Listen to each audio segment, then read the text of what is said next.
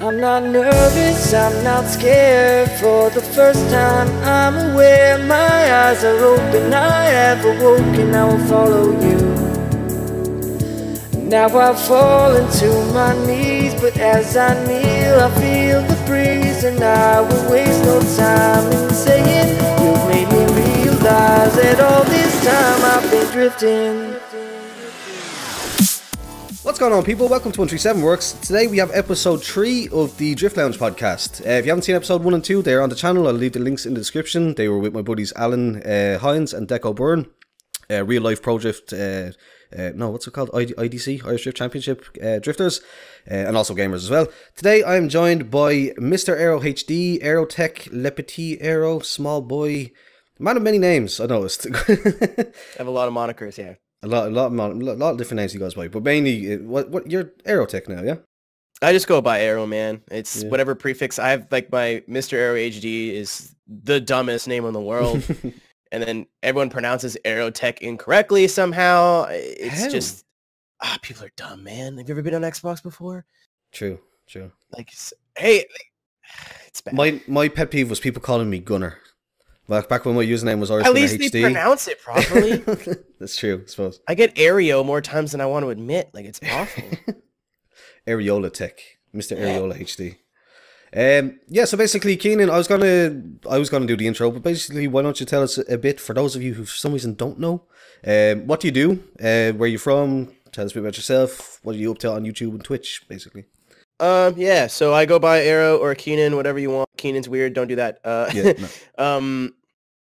Obviously me and you know each other personally, so it's not Yeah. weird, but I've been making content since about, I guess we'll say 2010.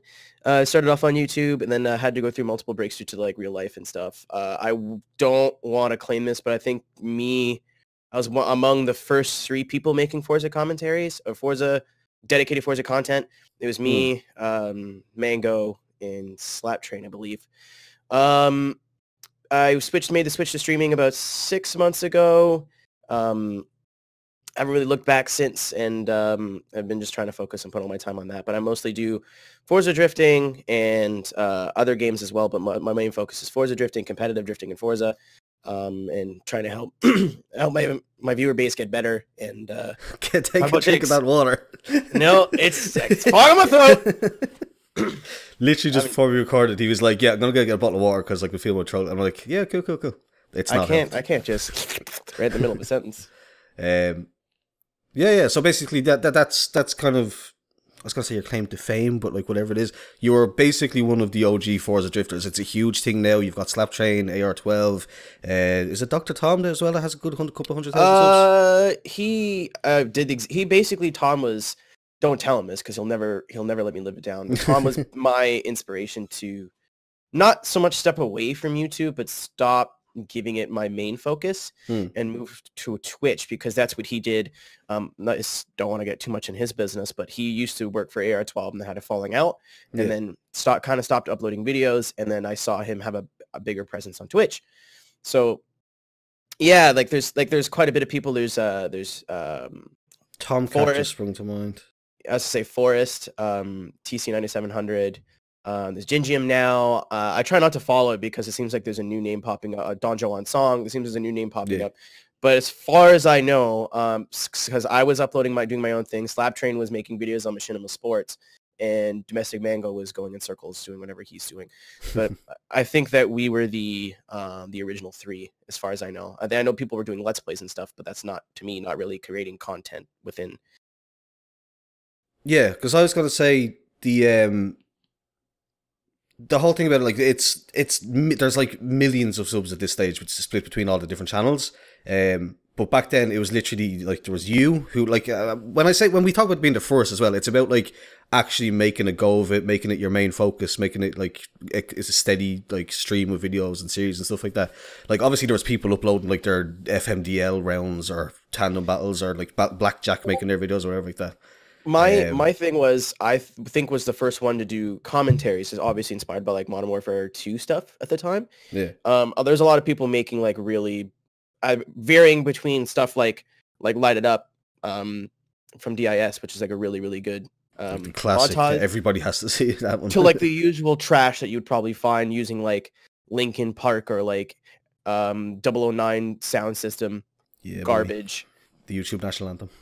I think I was the first one to put like a voice to it. Well, I don't want to say first one again. Whenever I say first one, I'm including those other two people that I mentioned. I was probably one of the first ones to like make a go of it as a commentator and then completely focus on doing stuff in game rather than, oh no, I'm let's playing career. I'm doing a career playthrough, which people were already doing. So yeah, I think that's what made me different at the time because I don't think anyone else was doing that. And were you because for me, when I think of you as the first, I think specifically drifting was Mango. And well, we should say, we keep saying Mango. His full name is Domestic Mango for people that don't know or want to go check him out or whatever. Was he a drifter as well? Yeah, he's really he caught a lot of flack, and I think he still does because he was using all-wheel drive. And it was mostly stunt driving. Obviously, he just used the term drifting because it's easier. Yeah. It gets you better hits. But I think he was just doing like stunt videos and like other than that. And then I will be totally honest, I don't remember what Slap was doing. I think he was doing drifting kind of, but like he was doing like drag stuff and like basically a little bit of everything. I don't want to, because I'm probably someone's gonna be like, you're an idiot. But I think I was the first one to focus on like competitive tuning and like drifting that wasn't based on points, and because I never really had that focus, I don't think. Yeah, it's always been something that's been impressive to me. It's like you, again, we're giving credit to everybody else that was around at that time, but like just for me, you were the first one that kind of started to really kind of gain real like momentum and stuff like that, which is pretty cool to see. Like, because I can remember before when that wasn't a thing. I remember the days where we were just all in the Drift Lounge the podcast, obviously, the Drift Lounge forum. And it would be posting pictures or be talking about tunes and stuff like that, discussions, but there wasn't really any video content. And then like one of our own, for lack of a better term, like explodes kind of thing. And like we're talking, what's the word? Like explodes makes it sound like all of a sudden you got like hundreds of thousands. Like, but like you did, you sort of took off back really in the day. Like 25,000 was a big deal. Yeah. Now it's really not when you have people like PewDiePie with like 60, 70 million subscribers. But at the time, like the most subscribed YouTube channel was just pushing 1 million. Yeah. So like, well, even like you say PewDiePie, but even like let's say even within our own community, like Slaptrain, what's he at now? 1.7 million. I had the most subscribers out of everybody for a while. Yeah. Like Slap was mostly focusing on his machinima stuff, so he didn't really have a lot of stuff in his personal channel. Mango was doing Mango's thing, and then like AR12 I think was making Let's Plays and stuff, but he was around the 7,000-8,000 mark, and I was closer to 20 before the great darkness of 2013 to 2015. Yeah. Well, we'll go into more detail on that because that's for further down the like rabbit hole. But to begin and actually kind of get to know more of your background and stuff like that. Basically, the first question I had, other than introducing yourself, was to basically how'd you get into cars specifically first, and then later on like into drifting then, or was it drifting first and then that like spread into cars from that? Like, I've been into cars since long as I can remember. I remember that my dad bought me a Super Nintendo, or he didn't buy me a Super Nintendo. I was like 2 years old. He had a Super Nintendo, and like the only games he had were like too complicated for me to play, but Mario Kart was easy. Yeah. So I started playing Mario Kart and doing that, and then he would buy me Micro Machines and like Hot Wheels and stuff after I got home from like preschool. Surprised I even remember this. Then I got into NASCAR because, you know, I live in North America, and as like a toddler that's easy to follow, they just go in circles. Yeah. A little bit of Formula One after that, and then when I was, I think, 8 or 9, I got into go-karting. So I, left the house. How I got into drifting was it's going to sound basically the same as everybody else, just with a little bit more of a video game spin to it. I kind of got into drifting through playing games like Underground, like Need for Speed Underground, and then doing drifting events. And then I would be like, well, this is really fun. Like, this isn't about, because you get cheesed with the AI all the time. Like, wow, I'm better than the AI, but like I'll hit a car, or like he gets a big burst of speed. Drifting is just like, I have to go out there and do the best I can, and there's no distractions. Yeah. So I got interested in that, and then I was like, well, I'm going to go on the internets, and then I found like real drifting stuff. So like Video Option, D1, I think maybe FD was in conversations around that time. maybe not. And then I jumped into like saw some blackjack videos because I was a PlayStation guy. So I saw some blackjack videos and it's like I needs me that Forza 2, and then from Forza 2 onward is when I did not know into. you were a PlayStation guy. That's interesting. Mm-hmm. I had a PS3 before I had an Xbox. I see. Same as myself for what it's worth, but yeah, no, I didn't realize. I never knew that. That's right. I was going to ask you something based on that. Oh yeah, do you have, like, for me, I always say this, for me, my first experience that like really hooked me in and started getting me interested in drifting was I went along just randomly one day. My mate had a ticket to go to Mondello to see like a pro drift thing that was happening then, and there was the Driftworks Orange Chaser. Are you familiar with that? Yeah. Yeah, that was the first time that I'd ever heard like I think it had a 1JZ or 1.5JZ or something like that. And like I'd never experienced that like that, like just standing by the side of the track as that thing came in full speed into the first corner at Mondello in Dublin, or in Kildare in Ireland. It was just like, you could feel it in your chest, and I was like, yeah, I like this. I don't know what this is, but lots of smoke, lots of noise. Like, do you have that like that? Maybe not even in real life, because I don't know if like drifting was a thing around your area. I was gonna say my like, first was there event. A video or? My first event was FD Road Atlanta in 2014, so I'd already been like way into drifting for a while. But I think that getting into D1, even though I can't speak Japanese and the subtitles are really bad, and best motoring, and that if I had, like you said, you have that connection with Chaser, I have that with Nomuken's R34. Yeah. Like when I have to think drifting, normally that's the first car that comes to my head. That or the green, Kazama's green S15 as well. Yeah, Kazama. Those two cars, like as soon as I think of drifting, those are the first two things that come to my head. Was there a first specific? So like, I didn't ask my question very well. Was there a first specific? Like, did you find one? Like a lot of people probably find the Diego Santos, the Ibisu jump video, and that's it for them. They go, "Oh my god, this is the most insane thing." Like, did you have one specific one? Like, was there like a specific option video or whatever? But like I said, I just said D1 because I'm pretty sure I just marathoned like a 2004 or 2005 season in one day, and just started watching like how these guys getting this close to each other without hitting each other. Like speed is almost completely irrelevant. It is back in the day. It was almost completely irrelevant, and like it's just such a different. Like I already knew I was into motorsports. It's just such a completely different motorsport, and unlike something like, let's say, maybe not F1, but like a NASCAR at the time. I was watching NASCAR. It's very hard to visually, especially as a preteen, let's say, I think I was like 10 or 11 years old, to see the difference in driving styles. But it's very easy to see in drifting, like that guy's driving a lot different than that guy, because that guy just like went full balls in on the entry and just kind of hoped. This other guy like poured his angle on very slowly. So it's kind of easier to get into visually. Like I said, I don't have like one specific event or video or anything. I could just say that like D1 GP, even though everyone bashes it now, was like probably the big catalyst for like me to get out of it just in video games and starting getting interested in the cars and parts and engine codes and chassis codes and all that stupid JDM shit. So like you touched on it a little bit there. When you mentioned kind of going on and seeing the blackjack videos and stuff. So that's obviously at this stage now you've got an interest in cars and drift and stuff like that. How did you come across Forza? You said Forza 2? And were you already into drifting by the stage? Like, were you buying that game to get into drifting, like, or was it? I forget how I got into video game drifting, but I know I started in Gran Turismo. So I was looking up GT3 and GT4 videos, and I'm pretty sure I just saw it like as a recommended. Yeah. And I was like, I knew my buddy down the street had Forza 1. I was like, wow, this is a baby game. Looks like cartoons. So then I saw a video from, I don't think it was The Rising Storm, but I think it was something from Forza 1. And I saw it and I was like, wow, like the online looks a lot better than GT's online, which barely friggin' worked. And then obviously the 360s were pretty close to being launched. And I believe Forza 2 was a launch game.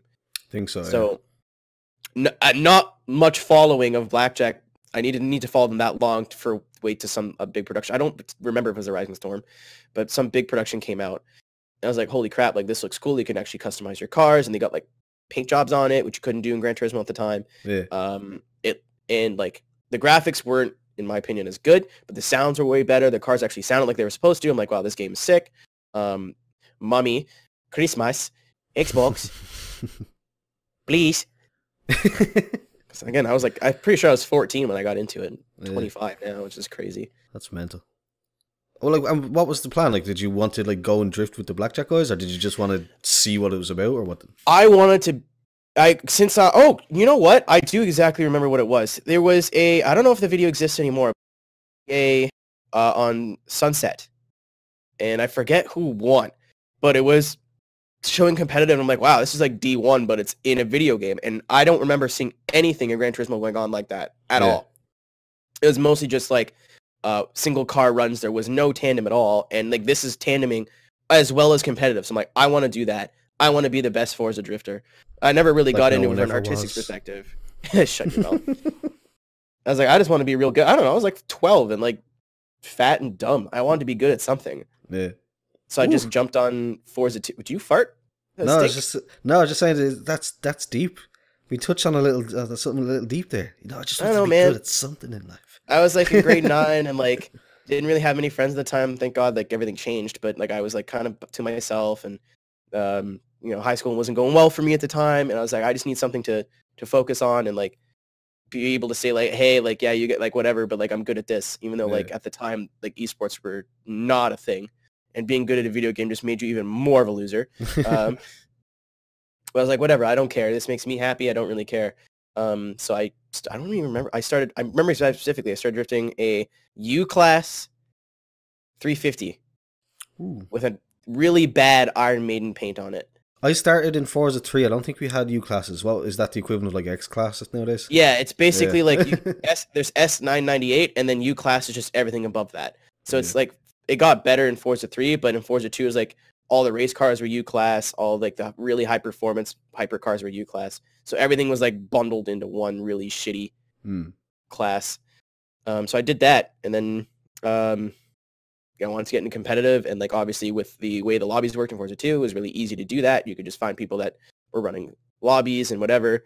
Then I was getting battles. I lost a lot, and then just kind of slowly started getting corner, because it used to be corner judging. I get corner wins. And just progress from there. And I think like 4 or 5 months later, I was starting to win battles against like people who were equal to my skill level.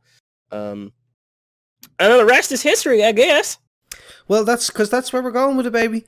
So you eventually did get good. You stopped being a scrub, and you started to join teams. Now, I don't know if it was your first team, but the one that you're probably most well known for people in the community was Smoke and Flow. Smoke and Flow in at least the Forza 3 days, like the early Forza 3 days. Were they around in Forza 2? I'm not sure. Yes, they were. Yeah, so I only joined literally at the start of Forza 3, so I don't know. Their big push was in Forza 3. That's when SNF Speed started like making videos, and really underrated video creator. I don't know if any of his stuff is still up, but Carlos, if you're watching this, man, still mad respect. You're still a big inspiration for why I got into what I got into. Very nice. Just nobody remembers you, man. You disappeared, dog. You've got the legacy with Keenan. It's still okay. Going. But so like that's like, if you look at the list of teams that you've been on, I'm at least 2. I think you're on END as well. Yes, that's where I had my best results, I think. Yeah, like you're on Smoke and Flow, END. Is there any others that I'm missing? So I started on like scrub teams that aren't even worth mentioning, because it's just like they never had a page on the forums. It was just like XX Drifters XX. I was just trying to gain any knowledge that I could, especially about tuning, because I had no idea what I was doing. Because I obviously had no mechanical knowledge at all as like a 13-year-old who's never had worked on a car before. Even through go-karting, I'd be like, hey, Dad, I help you fix it. He's like, shut up, idiot. I'll do it myself. Like, I love my dad, but he's just super, my stepdad, sorry. But he's super, super particular how he works on stuff. And he doesn't want like some little 14-year-old nugget trying to turn a wrench and like breaking it. I don't know. Whoops. So I had like no mechanical knowledge at all. So I was trying to like just gain knowledge from them. My first team was Team Blackout. And there was a lot of drama that happened on that team because we got accused of being blackjack, right? Like PP riders. I was gonna say, because that's like, I'm not gonna lie, that's the first thing that I thought of. I was like, boy, it was Project Blackout. Let me tell you. And I remember I was on that team, and like I still don't regret it, because I kind of got better because they were all better than me when I joined. Any other notable names? Not really. Not that I can remember, unless they've changed their gamer tags. Yeah. No offense to anybody from Project Blackout. No, and if I'm wrong, you guys are still around. Please prove me wrong. There was one guy on that team I didn't like. Everyone else was the homie. And I'll get into that because we ended up getting caught. One of our leaders was talking shit about DIS, and obviously DIS to this day is one of the best teams that's been on this game, whether through skill or just through clout, whatever. And they're like, oh no, they kind of suck, whatever. And we got called out to battle them, and I think I was the only one that did half decent. Like we still got our clocks clean because obviously they were, top tier, and then we were like maybe like high low tier, if that makes sense. Yeah. Like we're still on the bottom, but I think we were doing better than a lot of like those scrub teams. Yeah. So I ended up getting into a party with Boppins and Old Man Tiger. Like, yeah, I don't know what the fuck my team was talking about. Like they're just saying things for no reason. Like they're just being idiots. Like I don't know. And then that got back to my team, and then I got kicked. Sounds like for the best, because after that, man, absolutely. like, I actually challenged all like leader and the two co-leaders to battles and beat all three of them. Alpha which as is probably fuck. the manliest thing I've ever done. Guy was driving a Viper, I was driving a Hachi, and I schooled him. I'm like, you got anything to say now? And then he leaves the party. As a 13-year-old, my dick has never been harder. That was amazing. That was a man. That was like a 19, 20-year-old That's that validation man. that you were looking for in your as a nugget, as he so politely put it. Yeah, and that also got me noticed by SNF, which was a bonus. Yeah, so that comes next. SNF, for me, were literally, I'm pretty sure the first time when I got into Forza 3, like SNF, at the time when I got into it, was the be-all and end-all. There was obviously the other different teams that were kind of legendary, like Blackjack and probably DIS at that stage, maybe SCS, but like for me, for some reason, I always gravitated towards SNF, because you had guys like yourself, Minty. I've forgotten now because it's been literally almost 10 years. Me, Minty, who else did we have on Thaddeus, this? Speed, Fugitive, I think, Reaction. I don't know how I'm pulling all these names out of my ass. But yeah, I was really fortunate for that to be my second team. Yeah. Not counting some like little baby stuff that I tried to start here and there. Freaky, SNF Freaky, real life friend now. One of my great friends. Relentless? Relentless.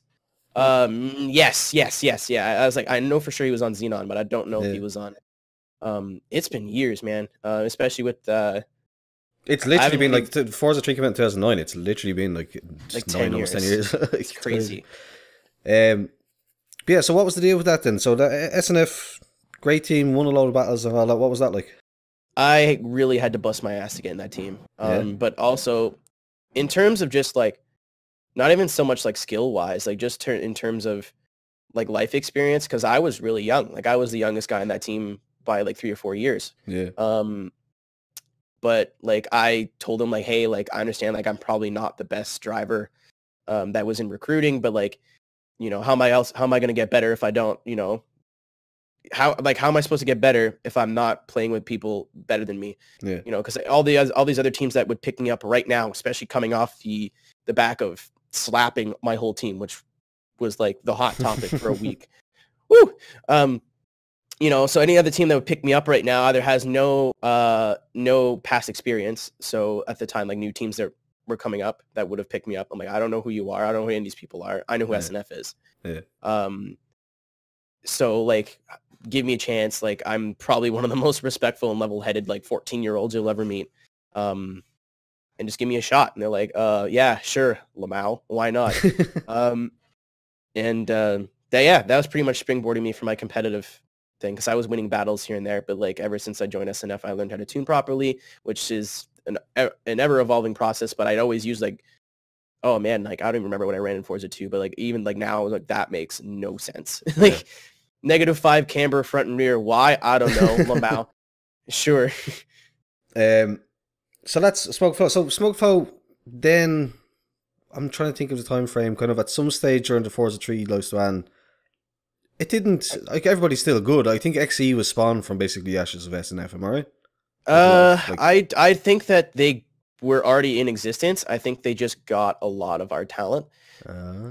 I shouldn't say that. A lot of our drivers, sorry.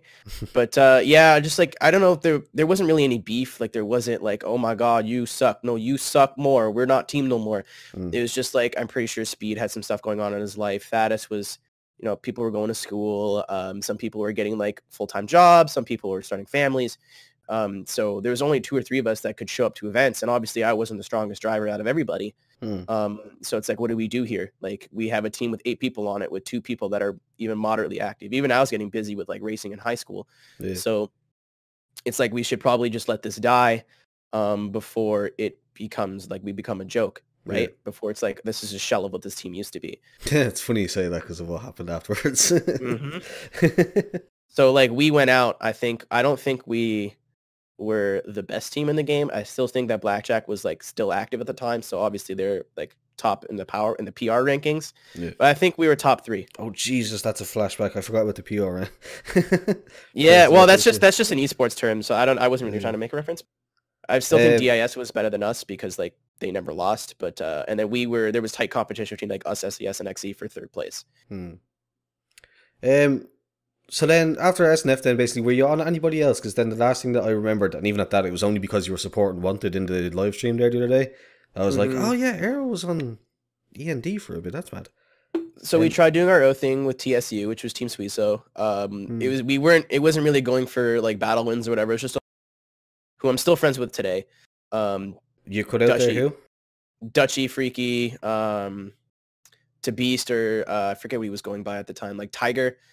Wasn't the TSU guy the guy that had the TVR? Matty Vol, my boy. Yeah, my boy. Never out of the TVR.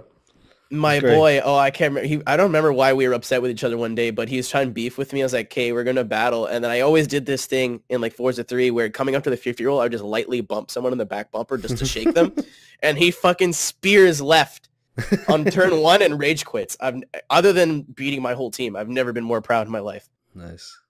It's mind games, man. Because he was way faster than me, and I was just like, I'm just gonna shake him and see if this works. I still try to use that tactic today, but I got called down on the last time I do it. So it's a bit. I think it's ESD legal, but yeah, no, I always remember that guy because that was just like he ran the TVR as his main car, and I just thought that was baller. No, I'm still friends with him. I have him on Facebook. Very nice.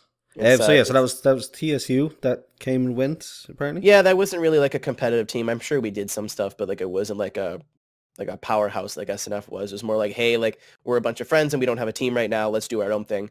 And then obviously they all got busy, and I think it was like again the same situation as SNF. Like 2 of us were active. And then END, I don't remember. I had a friend that was on END, but I don't remember who it was, or I was playing with people.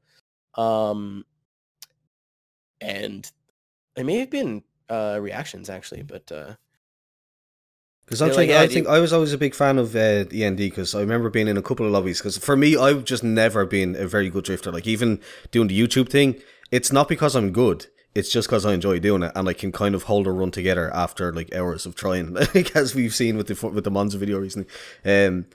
But I was always given the time of day by the leader of END, whose name is escaping me right now. You know what, too? Because I know that Impulse was basically the pseudo leader. We had an actual leader. He just wasn't around a lot. And just like my real dad, I can't remember what his name is. But, you know, and like, I mean, no disrespect, like, guys, it's been years. But Impulse is one of the people from EMD that has not so much stuck with me. And obviously he's on DIS now, so props to Impulse. But, you know, that was END was the closest thing to SNF that I felt, but it was a couple years down the line, so I was a little bit more mature. I was more confident in my driving, so I wasn't like the baby. Yeah. I was more like a mid-tier driver on that team. So it was less about learning from my peers than more so like, hey, let's go jump in this team competition and do some work. Yeah. So yeah, and I think I had my best results in Forza 4 with END, and if I have to think of a team, like even more so than SNF, like SNF was great, and it's nice to have that in my resume, but I think that END was probably like my favorite team that I was on, and this the last team I was on, I'm pretty sure. So interesting. It's because that's when YouTube started to take off, and I'm like, I really don't have time to being on a team, and I don't feel like being on a team because it feels like that team, because all the team offers I got were just like teams I've never heard of that just wanted somebody with clout on their team. So I was like, whatever, I'm done. I don't need this. I was going to say, because that was going to be my last question as far as teams go, is what happened with D&D? Like, are they... Well, obviously they're not still going anymore, but like... Yeah, it's the same thing. Again, like, I was never really on a team where everyone hated each other, except for Black, thank God. But I was never really on a team where everyone hated each other, or like we all disbanded because we all thought each other's penises were too small. It was more so like, hey, like real life gets in the way, and like we have shit to do. You know, video games are cool, but thankfully, for the most part, that seems the way the most teams that have ended. It's gone that way. Like, it's just that people just can't play video games all day anymore like they used to. Which is we good. can't turn up to practices every Friday. You know, especially when I'm pretty sure I was 17, 18 at the time, and like boobies are cool. So I remember a lot of times when I would try to get on for like semi-serious things, like it would always be like a Wednesday qualifying or Thursday qualifying. I'm like, that was fine back then. I worked 2 to 10 p.m. on Thursdays. Like, I just flat out couldn't do it if I wanted to. yeah, even now, like taking time off for ESDA and stuff like that is difficult, but it's a little bit more easy to justify, obviously, because I'm doing streaming, and there is a monetary involvement with that. But like when you're 18 or 17 and your friends are like, yo, we're going to do this, going to this party, or like we're having this night, even like a LAN night or whatever. And you're like, well, you know, I got to go play Forza. And like, obviously, like even back then, like if you're playing anything other than like Modern Warfare 2, like you were a nerd and like a big girl kissing nerd. So it was like really hard to explain that, like, yeah, I'm trying to like go pro in Forza. I'm like, what does that even mean? Because like, to my knowledge, like pro gaming has exploded. Basically, like almost every game has a at least some sort of competitive scene with some sort of like professional representation. Back then, it was like, if you're not playing StarCraft, you can get the fuck out. That's it. Like back then, because we're talking about now 2010-ish. So it would have been probably like CS:GO, StarCraft, like Dota. Like they would be. There's probably like maybe the ones that are still big right now, like in the esports games. But like, there's not. Yeah. The way, literally, as you said, like every game, at least in some way, tries to at least pretend that it has esports just to get. There's sales like 10. off, Yeah, there's like 10 fighting games right now that have like not ESL support, but some sort of big backer. Forza's got their own thing now, not for drifting, obviously. Rest in peace. But you know, they've got Forza or RC, and as a drifter, I'm still stoked that we're getting that representation. That our professional community is getting that representation. I don't know if you've seen this. Actually, I only stumbled upon it last week. We did get our own little section at last year's Forza RC Racing Championship thing. Did. And they did like a big profile on. Oh my god, it was only last week. No, I was in the stream when there was a big controversy surrounding that too, because we caught a lot of heat from the racing community for being the drama starters, and then like a week later in the stream they're all talking smack about us, and like I feel like everything's kind of mellowed out now, you know, older and wiser and all that, but it would be cool. Like I'm not saying we should have a whole ESDA event run by ESL because it's way too much logistics for them, but it'd be nice to have like Worlds. Yeah, you know, like we're doing Worlds in the middle end of March, and it's top 32 from points last year. Even take like top 8. Like you can if you can fly out 16 guys or whatever for Forza RC, you can fly out 8 guys for one event. Yeah, especially when it's like not going to take that long in comparison. Yeah, because that's like one of the things that we're going to touch on a little bit later is the whole ESDA thing. Because I was watching that stream, and I know it was kind of like we talked about it. It was kind of a particularly rough one. But because it's being run just by members of the community and stuff like that, it isn't as clean and as sharp and as like ticking along as you'd like. With some actual support and funding and stuff like that from a proper organization with experience, like there could be the great things could happen. Like because you could see like there's nothing like when it got to that battle with Pylon, and everyone was like, oh, some people wanted like the OG to win, and everyone was like getting hyped for Pylon, like this new guy that's never like competed before. Like that's all, and that's all just community driven. Like there's nothing like it's not about money. It's not about sponsors like that. Like it's just legit raw passion and enjoyment for the game. Like this whole community reminds me so much of Smash Melee, and like I'm not a huge like I like watching it, but I'm not very good. But like we came up with no support from Microsoft or Forza, and I still believe that we get very little. They did the same thing. Nintendo didn't want to acknowledge that there was a competitive scene for a game that was meant for children. So like we're coming up and doing our own thing. It's just we have to bridge that gap between we do this for fun and what will actually bring sponsorship dollars in. Unfortunately, I'm not an economist and I don't know the solution to that problem. I have ideas, which again we can talk about a little bit later. But ESC is in a very weird spot right now where we're in this middle ground of like we're doing more than and I hate to name drop them because they do good stuff, like a Horizon Drift League, which is a thing. Really? That's really Yeah, it is, and it's a lot of people talk smack about it, but I tried it and it was actually really fun. Well, yeah, like I've always been somebody that like everybody shits on Horizon and its physics, and like it's not great, but it's good enough that like you still do need to be good at it. Yeah, so it's not a competitive game at all. I have never done competitive drifting in there, and I came second. And like I'm not even by today's standards compared to people like TUS and Minty, and I'm garbage, terrible. Like I just scraped in top 32 in points just because I showed up to every event. Yeah. And did moderately well at like 3 of them. But like you still had to use the competitive part of your brain. Like, how do I drive against this guy? I know he's slow here and fast here. So like not so much the actual driving of the car, but like the 1v1 like mental game, that aspect was still there. So if anything, I still think that FHDL, which is Forza Horizon Drift League, shoutouts, is a great way to get into competitive drifting if you're not sure about your driving in Forza 7. Damn it, I think I interrupted you. You're about to say something else before. No, it's if I did, I forget, so that's fine. Right. So just really quickly, we touched on it earlier on. I made a bit of a gag about it. There was an SNF reboot. Just really quickly, as an OG member, what were your thoughts on that? For anybody that may remember, I thought it was disrespectful that they didn't ask us.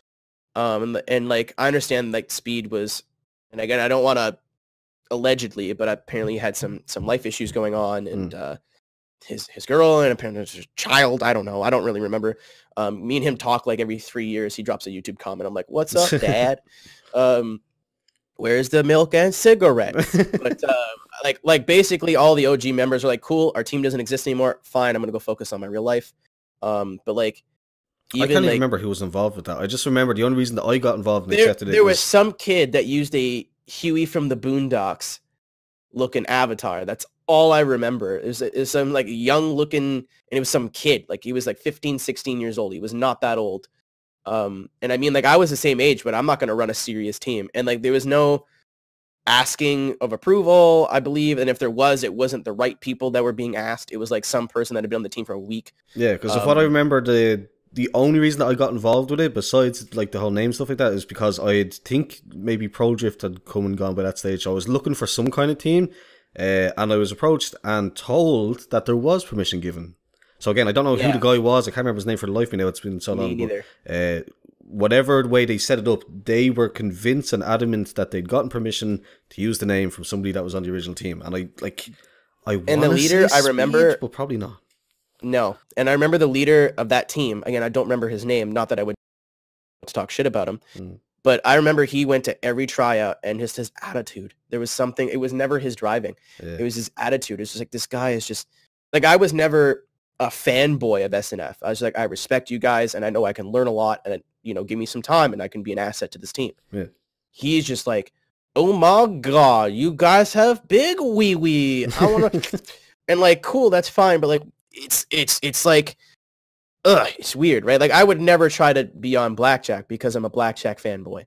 It's like if I ran up to Ryan Literal tomorrow, I was like, SD9K, put your dick in my mouth. Like, he's like, like, cool, thanks, but like, it's not, I'm not gonna, right? That's not right. Yeah. That was that guy. That was the only thing that rubbed me the wrong way. That, and like, we didn't know about it until it happened. And like, I'm pretty sure my only forum posted like a lol, because I was like, ultimately I couldn't give a shit. I was on END at the time. We were doing big things. So like, whatever, like if that's what you guys want to do. And most of the community was shitting on it anyway. I'm like, this will take care of itself. Yeah. It's one of those things where I look back and I'm like, how did I not see that was a terrible idea? But I think it was just the thing. I just didn't have a team, and I was approached by a bunch of guys, and I was like, okay, this seems like it'd be kind of cool. But the funny thing is, right, and we'll get serious for a second. The reason that I mentioned the SNF reboot in the video that I made for Josh was that I think he was the guy that came and saved me from that.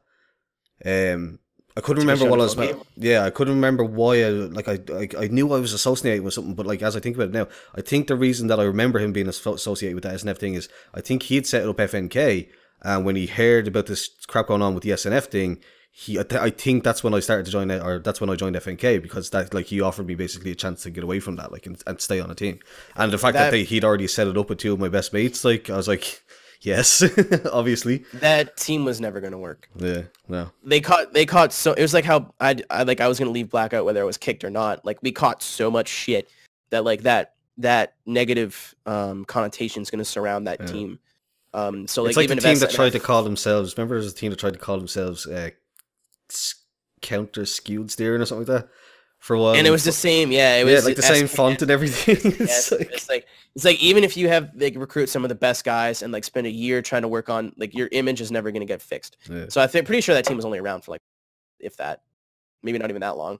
But yeah, I just want to touch on that quickly because it's just something I've always been curious about. It's like, what did the actual members of the original Smoke Flow think about these idiots? Like, I can't speak for everyone else, but I was like, this is dumb. Yeah. Like I wasn't like triggered or like spent all night being pissed off about it. I was like this is really stupid and you guys are really stupid. And then I saw who was running it. I was like, oh, makes sense. So about esports drifting,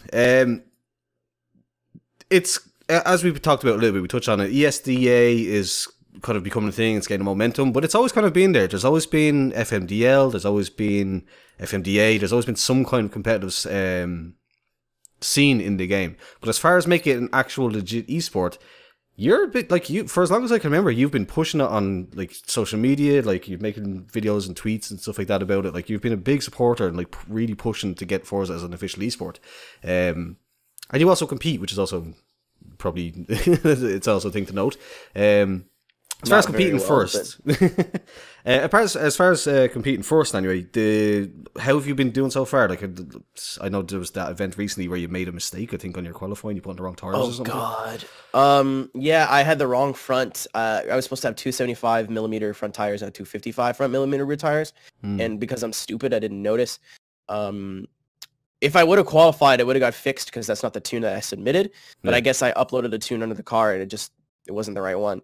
The tune wasn't really set anyway. Thank you to Daddy Minty for helping me get some stuff figured out. But wasn't my best runs. I should have qualified and I didn't.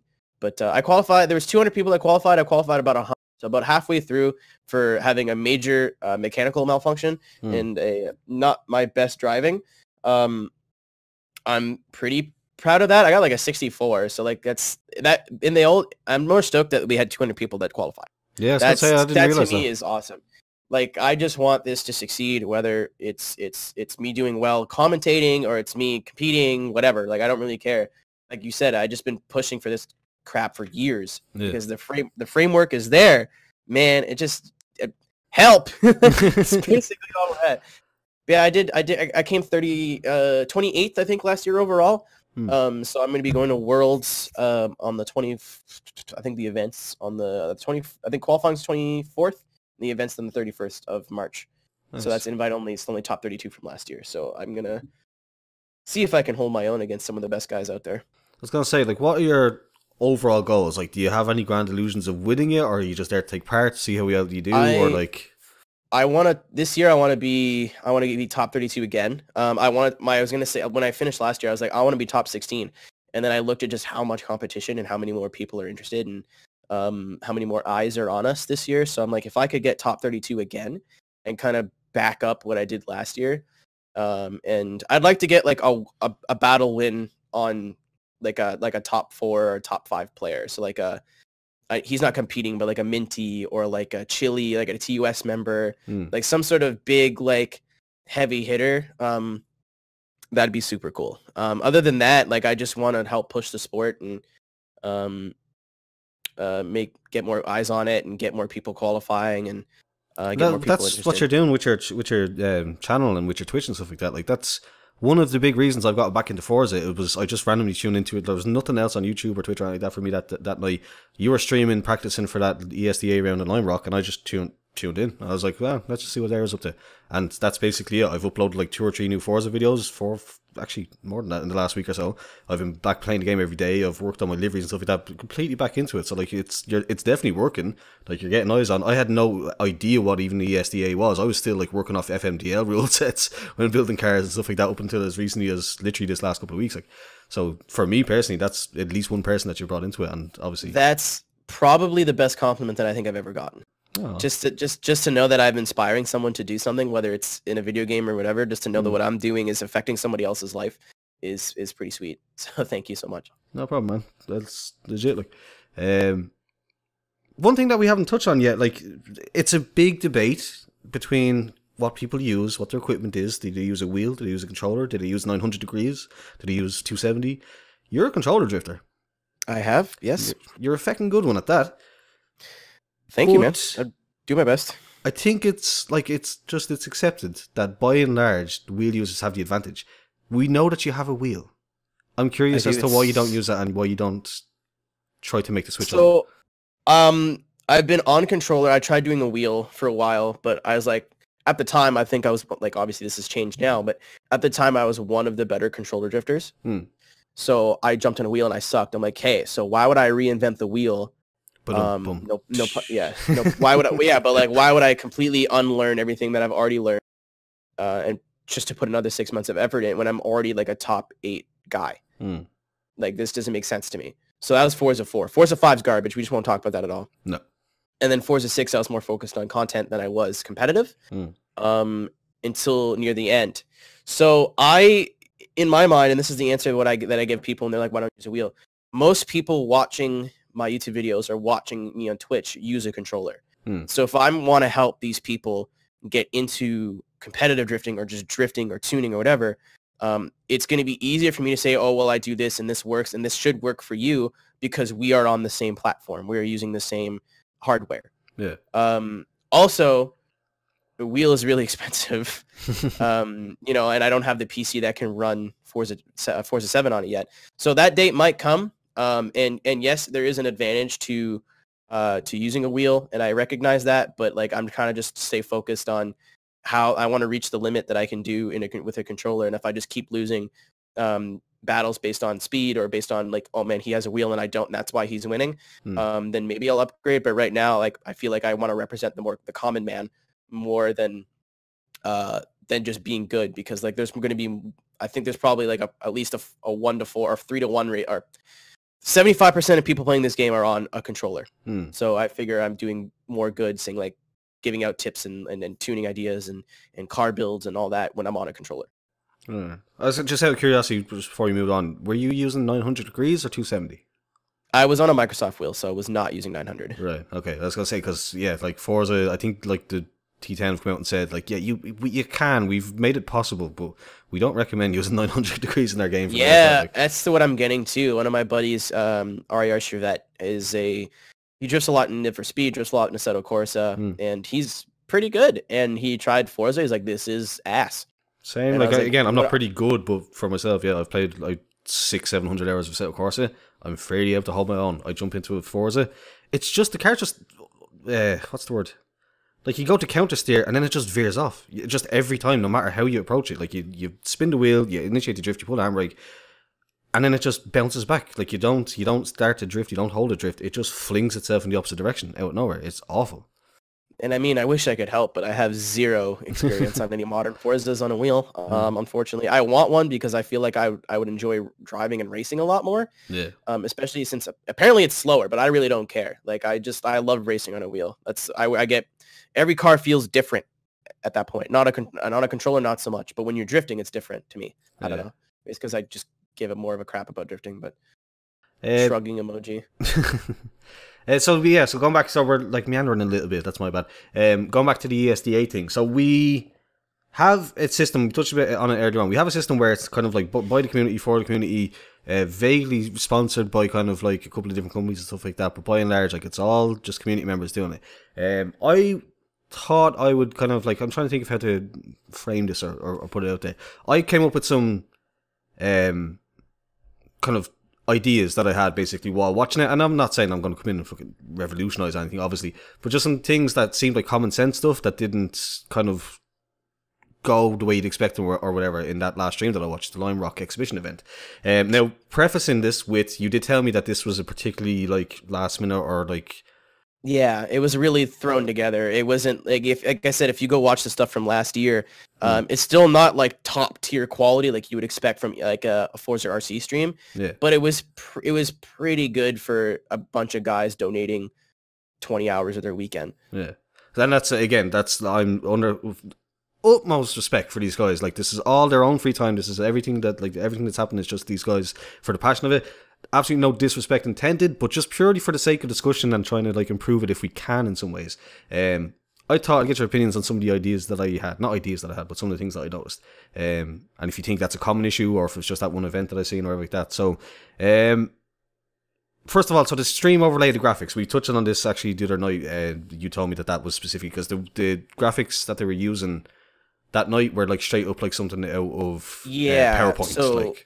Our normal streamer, One Down, I don't know what the deal is with him because I'm not on the median team right now. But our normal streamer was not present, so they asked SES Spitzy if he could do it, and I think that's just what he could whip up in the time that he had. The graphics we have are not professional in any way, but they are a good, like I said, they represent ESDA well, as in like they're not like clean, super clean. And One Down's still learning. Like I don't know how to do, if I knew how to do all this streaming crap, I'd do it myself. Yeah. But I don't know how to do it, and he's still learning. He's like putting in his own free time and to learn how to do scene transitions and replays and all that crap that I have no clue how to do.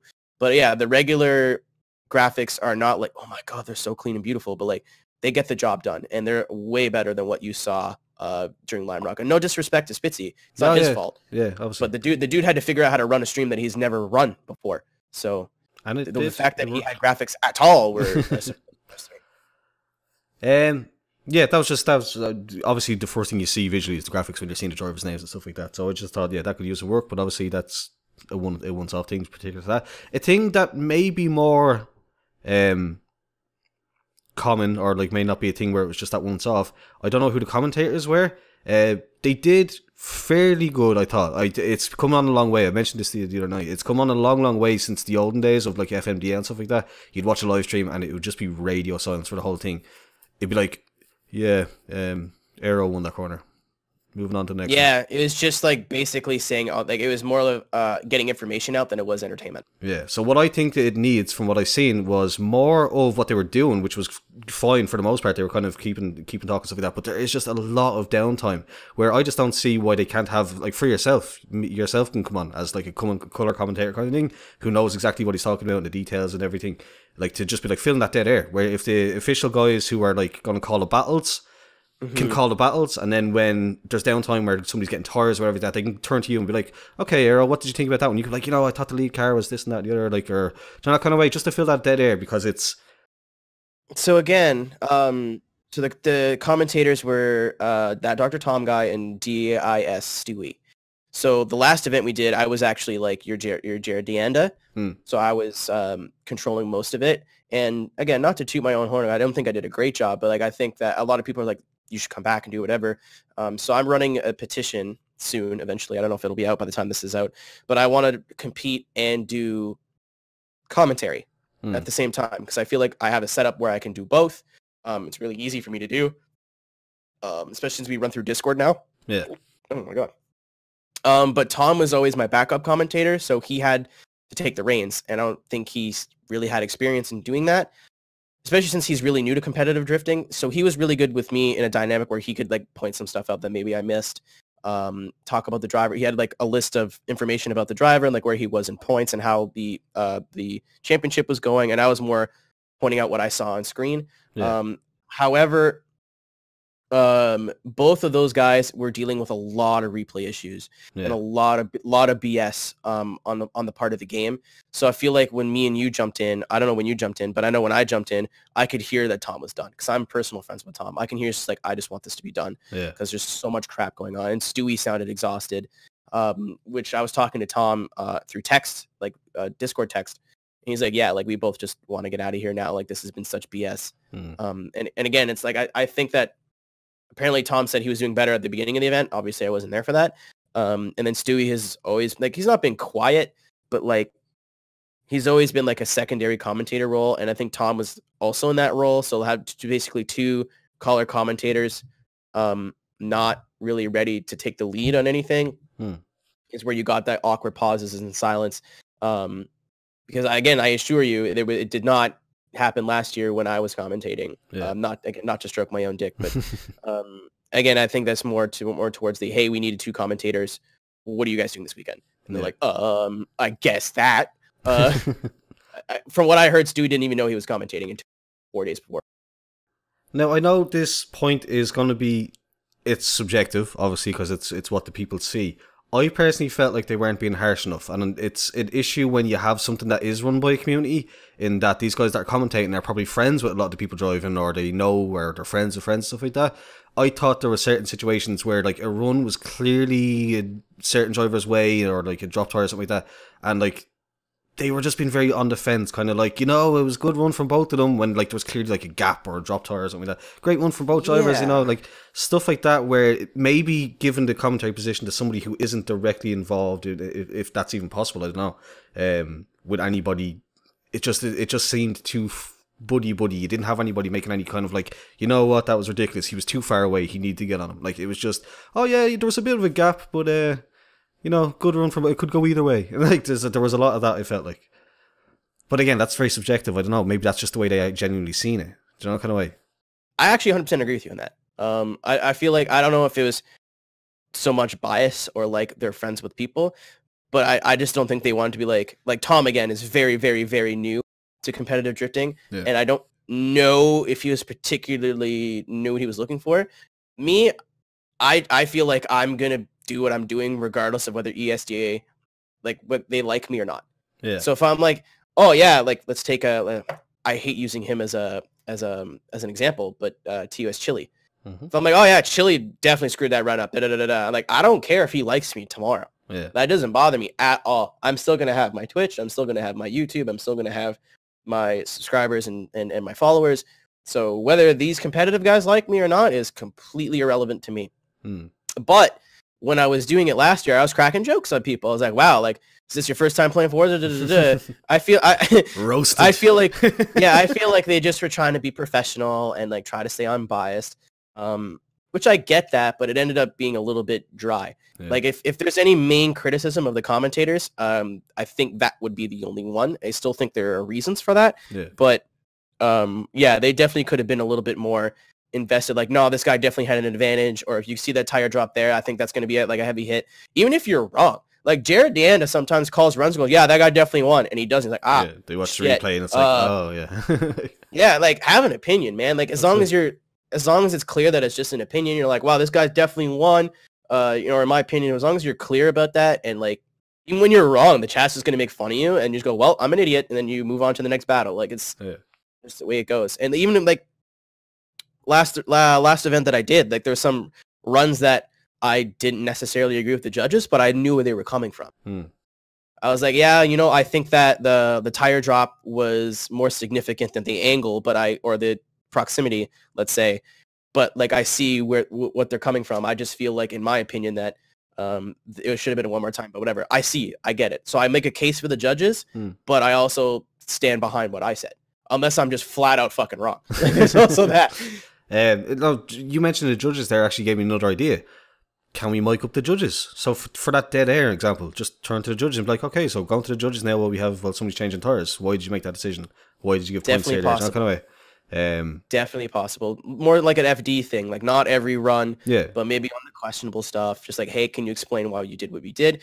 Again, we are running through, last year, everyone's still very new, so we're running through Xbox Live audio. So it was a huge pain to try to, like, for me to be able to hear the judges and for me to be able to hear our caster, and them not hearing me on stream, it was a pain in the butt. But now with Discord, you just click something and it's done. So maybe just be like, hey, Die, I want to know why you voted what you voted. I'm going to jump in your chat. I'll be in there in 10 seconds. All right, cool. So then he has time to prepare something. Not that I think he should prepare something, because it just sounds like he's going to BS it, but like, you know what I'm saying? Yeah. Just like, hey, here's some warning. Here I come. And then like... And there's time for that, because like when there's downtime in the stream, it's not like 5 seconds as they come back to the start. And there's usually a minute or so. Like where switching lobbies, changing tires, that kind of thing. Absolutely. There's plenty of time for that. I was going to say something else. I've forgotten it. So the last thing then was just a real quick note, like things like bugs. I know, again, you said they had a nightmare of a time with it, and it was awful to deal with. But the F1 sound glitch, it went on for just ridiculously too long, in my opinion. I called for it a couple of times in the chat. Like they should have just, as soon as that happened, they should have said, "Look, lads, we'll go back in. We'll back out. We'll come straight back in." Like that shouldn't go on as long as that. It's amateur. If I could be harsh about it. I agree, but also context is very important.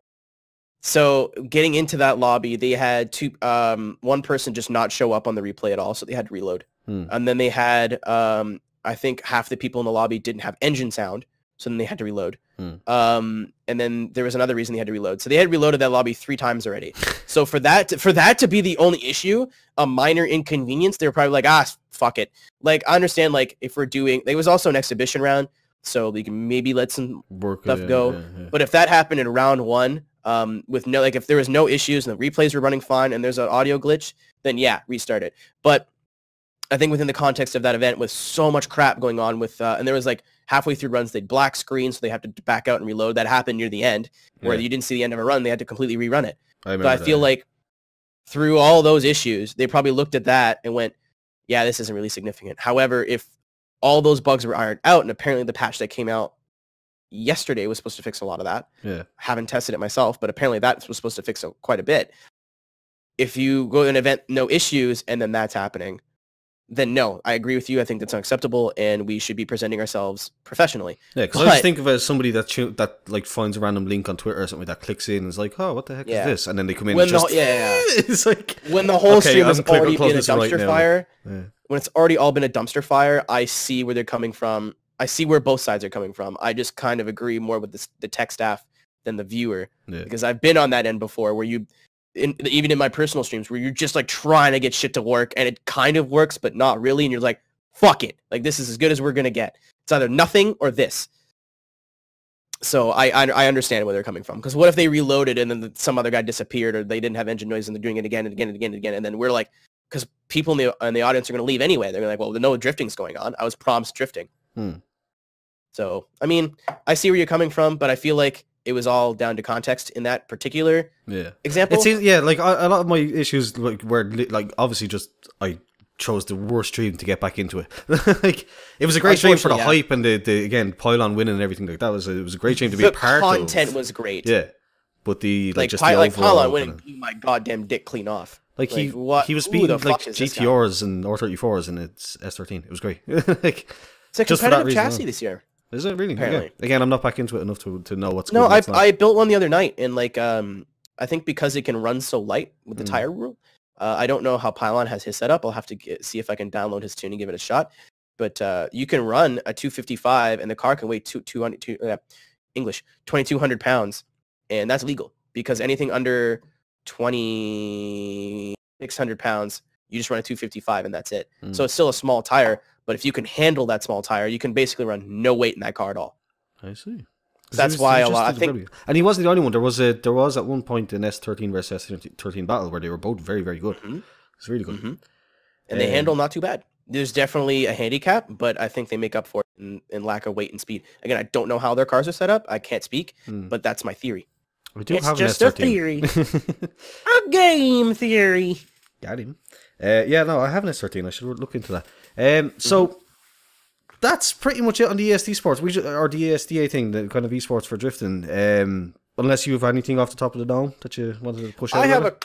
ESDA is, I don't know, it's like my problem child. Again, I'm not involved in running it. I'm not involved in the logistics. I just say shit and do as much promo for it as I possibly can. Of course. It's all about dollar bills, man. I think that's the only thing. That's the only bridge we have to cross now. Yeah. I think we have reached a peak of what people are willing to do for free. So either we need, and we're in a really unique situation because let's say, again, I'm not super into fighting games, but a lot of my friends are into fighting games. So I go to fighting game tournaments and they have an entry fee, $5 or whatever. And that helps cover the cost of I remember you tweeting about that recently. Yeah. Yes.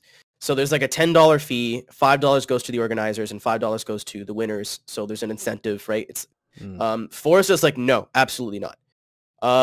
Fair enough, your game, you can do whatever you want. Yeah, that doesn't bother me. But you have guys like Dai, Yoshi, Chunky, even Tom dedicating days of their time. You know how complicated tech is for ESDA? They have to go through a Google form, rebuild the car completely, retune the car completely, and post it up every single car. They have to do that 200 times. And I'm pretty sure there's only like 3 or 4 tech guys. So you're doing 25 cars at least That's going to take a couple hours. Yeah. Or, you know, so it's in, and then there's still qualifying, and there's like, I want to qualify early, and then you're dealing with people that are late. They're doing all that for free. Yeah. That's so insane. even if you could compensate their time, and then somehow let the players still play for free, because that's the main complaint. People don't want to pay for Forza. Tough. Too bad. If you want to play Forza at the highest level, you want ESDA to be an esports league or like a League of Legends thing, or like where we get invited to events and there's sponsorships. No one's going to do it for free. Yeah. So if you're cool with it, ESDA being where it is and it being free, fine. But I think that if Forza would allow it, an entry fee would rule out a lot of people that show up at, like, qualify but don't show up. It would rule out a lot of people that sign up and don't show up to qualifying, and would give judges and staff an incentive to be like, all right, I got this weekend, you know, because that's why I'm invested in it, because I know, I might make some money off this. Yeah. Right? And also I care about it. And whatever, why do you like, think Turn 10 are so opposed to supporting it? Like, it would not take a lot of money for them to put into this to make it. It's in the terms of service, so I don't know if they're like actively like giving out cease and desists and all that crap. But I know it's in the terms of service, because there was another competing series called Drift Wars that said, hey, we're going to have like a $40 one-time season fee, which I don't agree with. I think it should be per event, but whatever. Yeah. Small things. Like, we'll have a one-time fee, and then at the end of the event, there'll be actual prizes, like monetary values, or, you know, whatever it was. I didn't really pay too much attention. That was a big deal. It was like, we're not paying for Forza. I shouldn't have to pay to play a video game. But if you've ever been to an actual competitive...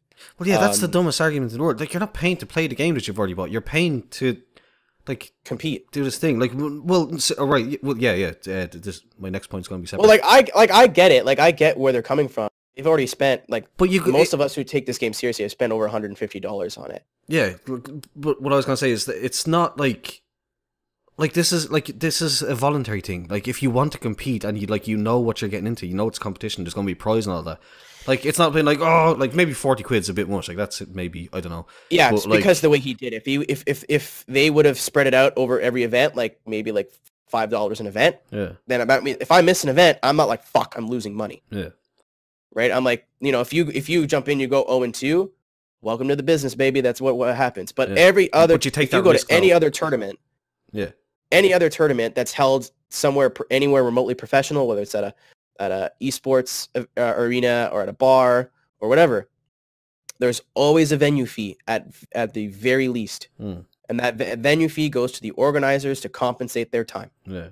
Well, actually, so I don't know if I got my question across properly. What I meant was, why isn't Turn 10 themselves actually putting on an event? Why is it only like even for racing, for them to have waited this long? I think last year was the first year of the Forza Racing Championship, wasn't it? Like, why is it taking this long for them to make a competitive aspect of the game? And then logistics. Like, for racing, it's easy. You just pick a car, you pick a track, you take the top. I think for what they do for Forza RC is they take the top people in the leaderboards, and then they run them. Easy, done. Make sure you're on at this time. If you're not, sucks to be you. For drifting, there's qualifying, and there's teching your thing and making sure your tire widths are proper. And is this go with this? And da-da-da-da. Realistically, the only way, if Forza wanted to brand ESDA, they just have to hire the people running That's literally what I was going to say, because like the people are doing it anyway. Like, it's not like it's not like Forza, or it's not like Turn 10 have to dedicate staff or anything like that, or like any of their resources. Like, the people are already there doing it. So all you have to do is just put your name on it, call it the official Forza ESDA tournament round 1 at Lime Rock, whatever it is. That's the solution there. Do you know what I mean? And like, just pay the guys whatever it is that they're worth. And then, like, I don't know. I just think it's silly that they wouldn't even look at it. But then again, well, we also have the connotation of being a really toxic community, so there is that. And that's where I was getting at. Like, it's not huge as much as we like to think that we've got a decent community going. Like, we're realistically, as you said, on one scale, 200 people was insane, and we should be super proud of that. On the other scale, why should they invest a lot of money into paying for something where only 200 people take part? You know what I mean? But then again, there's also the thing that they are the official channels. They can promote it. They could promote it. Do you know what I mean? Let's talk about like just the numbers for a bit. ESDA, I think, has more serious competitors. Like, Forza RC is really hard to judge who's entering, because all you have to do is take part, and you get like a free car or something. But I think there's probably about 200 people that are sitting down going, I need to qualify. I need to do well. I need, you know, like taking it seriously. So let's call those even. If you look at ESDA last year in its heyday when me and Slap were running, so they've got us two participating, and Forza RC has people like Super GT and other YouTubers that are participating in it too. So it's not like there's no viewership going both ways. Yeah. Esports or ESDA performed better on Twitch than anything Forza was streaming. Every single time. So, and like there was ORL, so like a league racing, which is a pretty big league in Forza, we were doing better. So there's that. I think it is just this archaic, I'd like to say it's archaic, but a lot of people in the drifting community itself, we're branded as like immature and drama starters. And it is true. Like last week, there's some drifter that's like, the bias judging bullshit. This team sucks. And the other team's like, yeah, I bet you kiss boys, you big lame. And like, honestly, I think that might be the only thing holding us back. Yeah. However, even if we do fix that, I feel like turn 10 still, it'll be really difficult for them to give us a time of day. Because if they want to make this legitimate, it's there. Yeah. The formats are there. The people are there. We just need some sponsorship dollars. So, and I don't think we're going to get that. So we have to start bringing in revenue on our own to get our own sponsors. They claim to have sponsors, and I've mentioned this to you in the past. I've never been 100% convinced that they're actual sponsors that are providing anything. Particularly, I don't know, man. Like, that's none of my business. Yeah, like it's not like it's not for me to say or anything like that. But I've just I see some of their sponsors. I'm like, really?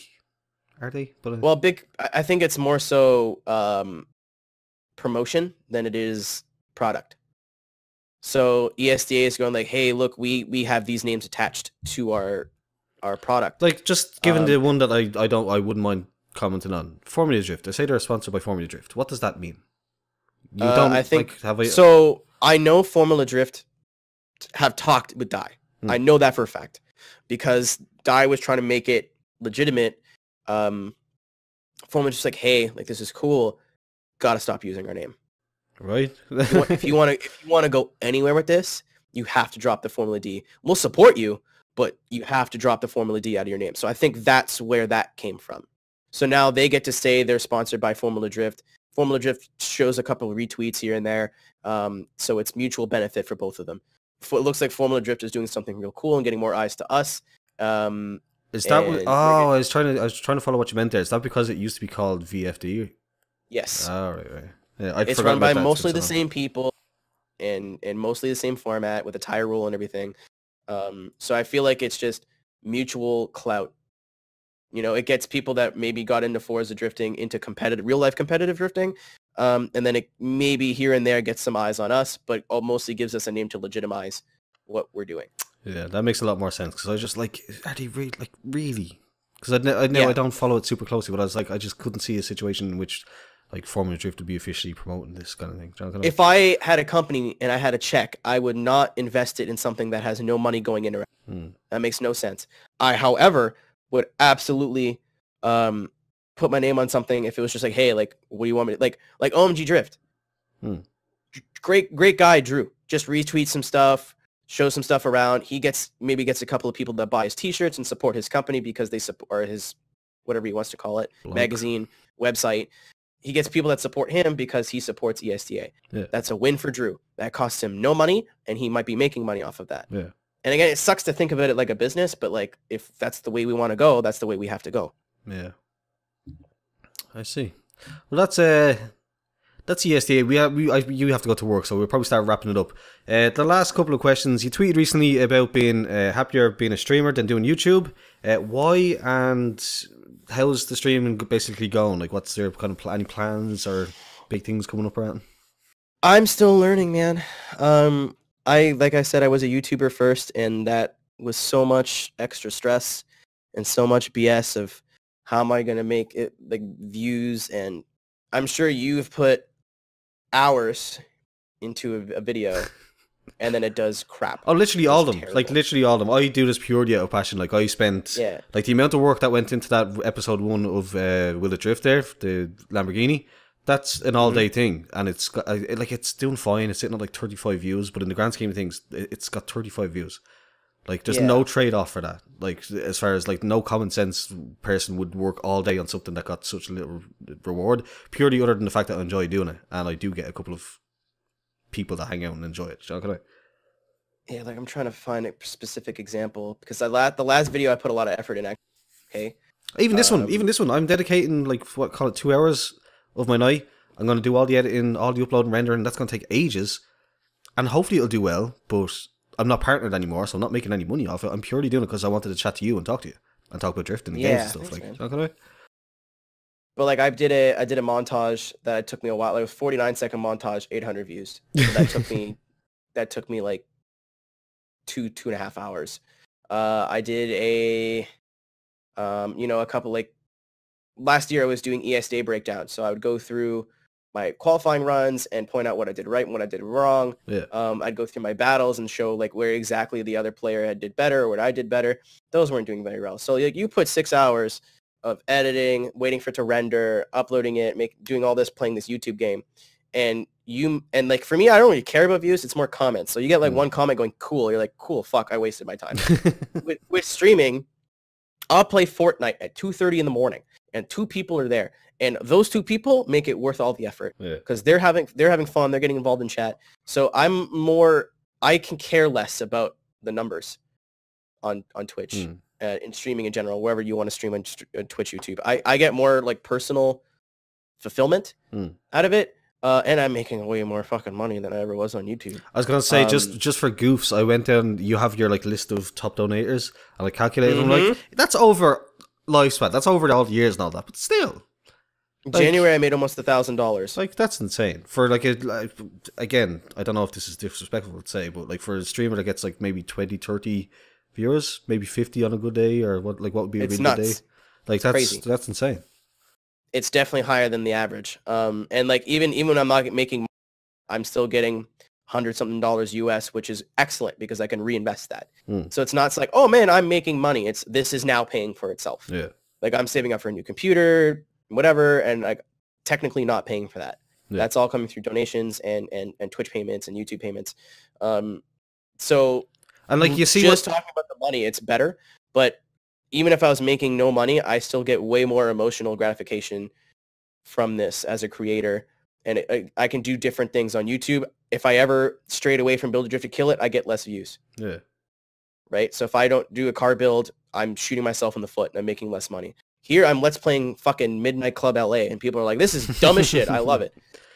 But like, what I think is interesting, right, is the difference in attitudes between the two companies. Because I was just thinking there, you as like I don't want to insult you. What would you call an average audience? I usually see kind of 20 to 40-ish. Excuse me, sorry. I said cut out for a second. Sorry, I'm just saying the difference between the two kind of approaches between YouTube and Twitch. I don't want to insult you. I don't know what the number is, but whenever I tune in, it's usually 20 to 40. Does that sound about right? Yep, that sounds about right. Yeah.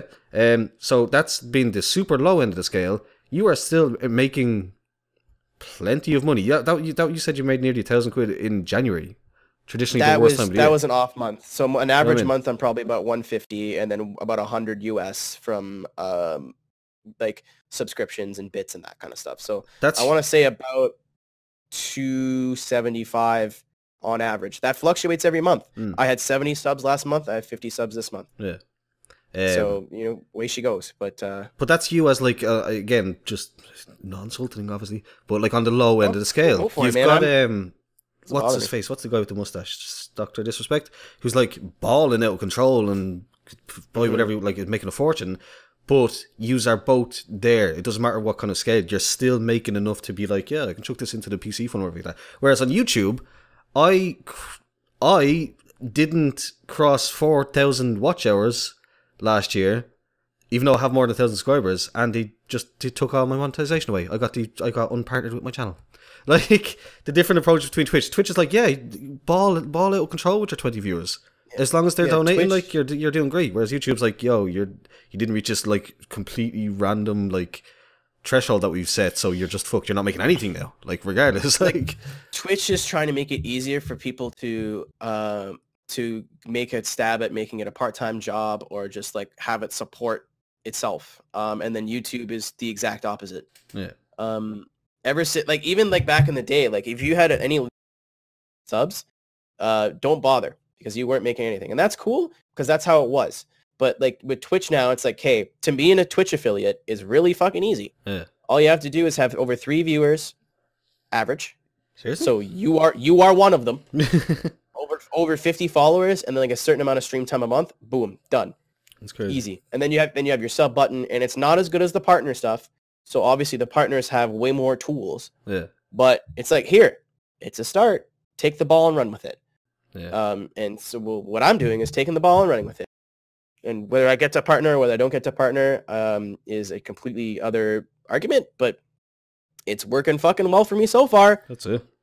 And for anybody watching now, be like, well, Irish, you can see like it's clearly obviously good to do streaming. Why don't you? I was saying this to Aero recently. I have an entirely functional working OBS setup with overlays, webcam, scene switching and everything. I just don't have the space to do it. I live with my family and there's just people coming and going, too much noise, people knocking in to get lighters for cigarettes or borrow money, or like people are like my sister and my mom will fight over going to work or something like that. Like, just never enough silence in this house to actually be like stream for any particular amount of time. Even this, we've been here for 2 hours now and nobody's come in, and I'm like, this is insane. Yeah, like this is amazing. That's the thing that people don't get, even about YouTubing too, is like, oh, they just see the money. And even like, because I wrote a piece for my college magazine about like basically shut the fuck up. It's because when a big magazine like a Time magazine or whatever follows PewDiePie, they just want to focus on the money he's making, not how much he had to spend to get there. I've probably spent $4,000 or $5,000 in equipment, and that's not counting donations.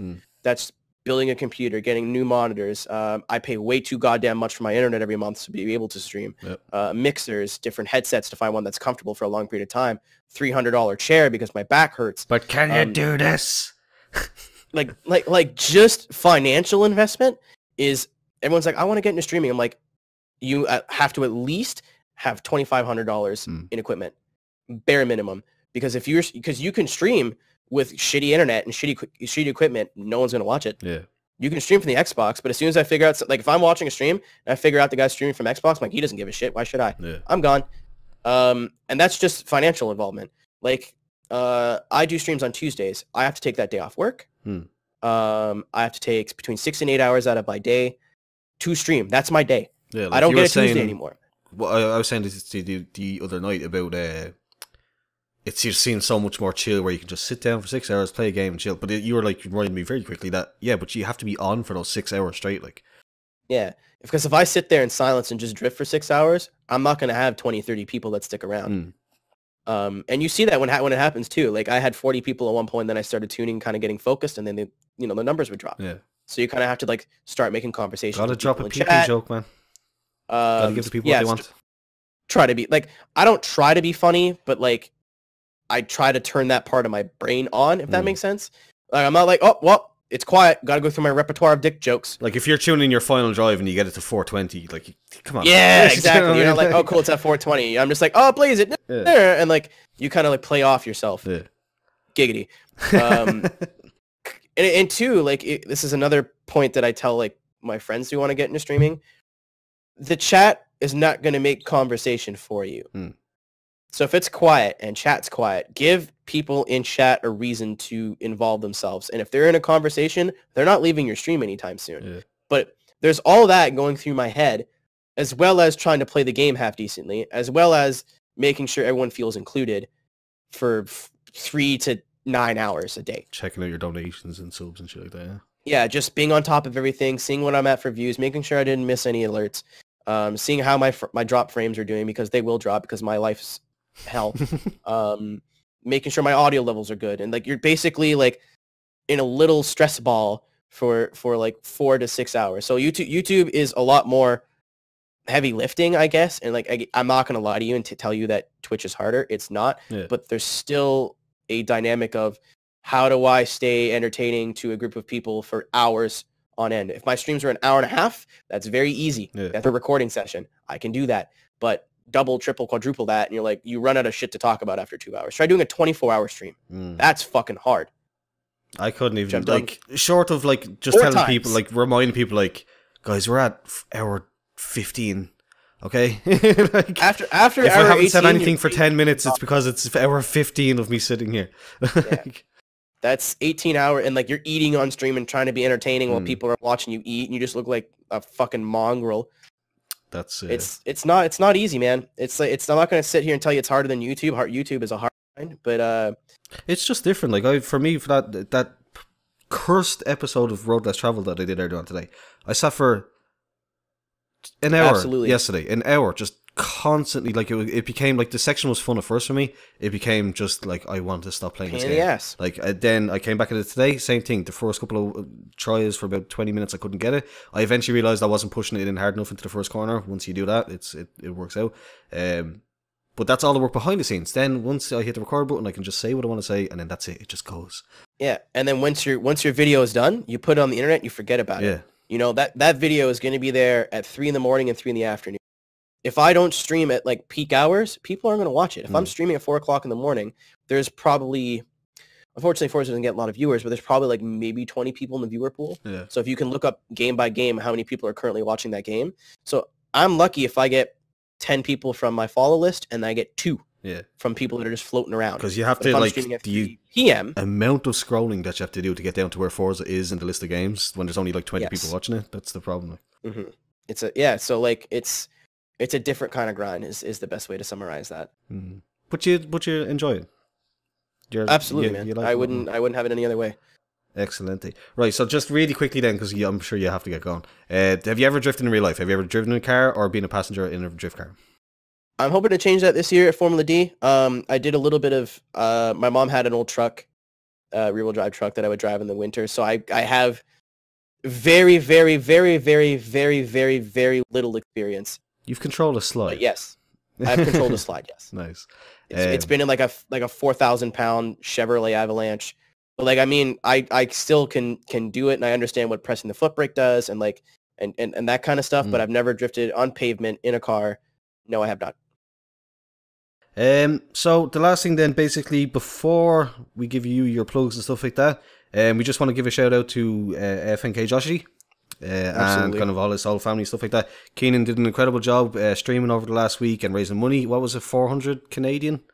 Which translated to... No, it was 400 pounds, man. 400 British pounds, oh, insane. It was $800 Canadian. Insane. Like, and your goal was 200 quid. Like, that was absolutely mind-blowing. I thought we'd be lucky if we hit 200. Yeah. So shout out to everyone. I got proved wrong. Yeah, we've been saying it since the kind of the first stream kind of thing. Anybody that donated, shared links, shared tweets, got in contact, sent wishes or anything like that. You're all massively appreciated. I've been in contact. Me and Aero have both been in contact with Josh's mother, and she's just super thankful for all the kind of well wishes and money and donations and all that. It went to Click Sergeant, which is it's something close to Josh apparently.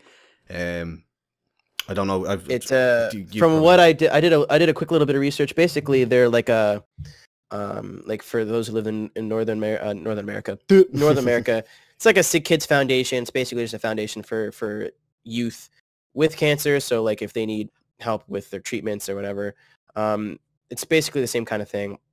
Really weird name. I don't understand the name. I'm sure there is. I thought it might have been. I'm sure that's an acronym for something. But yeah, when she sent it or when she messaged me the first time, I was like, I thought it was a dude. I thought it was a typo or like some user. I thought it was one man. Like, I'm like, I don't know who names their kid Click, but whatever. He's getting some money today. Boy, getting paid. But yeah, so that was an amazing thing. Again, for all the, as Aero said earlier on, for all the kind of slack that we get and called drama starters and everything like that, when it actually mattered, we all really came together and did a seriously good thing for one of our own. Basically, he was a serious member in the community, and it was awful that he died. So just shout out to Joshy before we sign off. Rest in peace, man. Rest in peace, Josh. So that's basically it. It's been a great little chat, man. It's been great to catch up with you. If you want to pimp anything that you have at the end, I know you have a charity Extra Life thing going on coming up. So I do charity once a year, so I'm not really doing that right now. But like every November we do a 24-hour stream. Last year I did it at the Blurry Pixel, which is a big bar here in Ottawa, Ontario. We raised a bunch of money. Basically, I don't know, like mostly for like pimping out, like just I don't know. I do like basically look me up at MrAeroHD or Aerotech or whatever website you're on. I have an account under either one of those names. Aerotech with a Q. But you probably get With that from the a title or the thumbnail or whatever. Like, because I'm a French. Aerios. But I don't know, man. I'm just out here doing the best I can, trying to represent pro drifting and pro Forza as best I can, and just kind of stay real. That's about it. Absolutely, my dude. And you're doing it well. You've been, what is it now? Your eighth year at this? About 8 years, 9 years. So yeah, absolutely pleasure to talk to you, my dude. Thanks for coming on. Thanks for having me. Anytime. That was episode 3 of the Drift Lounge podcast. If you enjoyed it, please do leave a thumbs up. Subscribe if you're new here. Thanks for watching, and goodbye.